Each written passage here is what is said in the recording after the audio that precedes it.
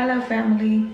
So today's video is pretty much going to be a brief video explaining the tool that I use to retighten my locks, how I insert my locks into the tool, and how I actually use the tool.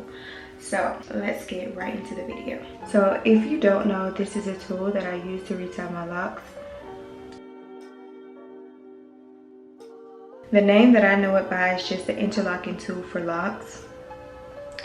I actually purchased mine from my local beauty supply store, but Amazon does have some that are exactly like this one that I have linked in my description box below. So if you're interested in using this tool, then definitely check out the description box. I actually have been using this tool since the very beginning of my journey, and I've had no problems with it besides for my actual really small locks. I found it easier to just use my hands to interlock those than to use this tool, because this tool is not for super duper small locks. So if you do have locks that are smaller than mine or smaller than the average microloc, then you might want to go for either a different size tool or a different tool, because there are so many tools out there that are just as beneficial as this one. But this is the one that I've been using since the start of my journey, so I'm just going to show you how I use it. So as you can see, the tool pretty much has a big opening here, and then it tapers to this end. So essentially what you do is you insert the lock into this big opening, and then you slide it down so that it's more stable.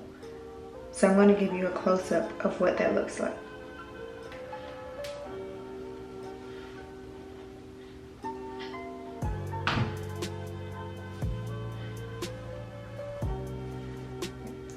So what I do is usually I fold the end like this, and then I'll place my lock through that big loop. So I place the lock into this side of the loop. So simply like this. Okay? And then I just pull it through.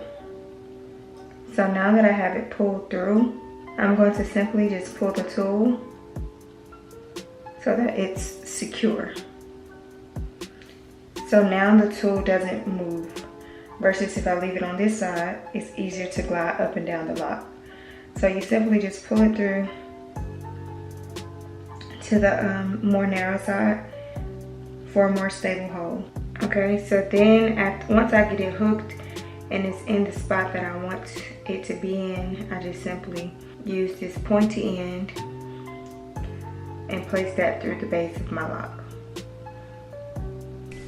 Now I'm just showing you how I used the tool for one of my locks, following all the steps that I mentioned before. So here you see me folding the lock and then inserting the lock through the needle.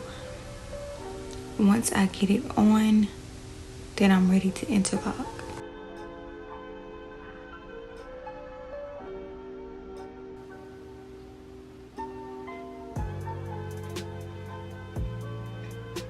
So if you do have a lock that is very small, you can just wrap the end of the lock around the end of the tool to keep it in place.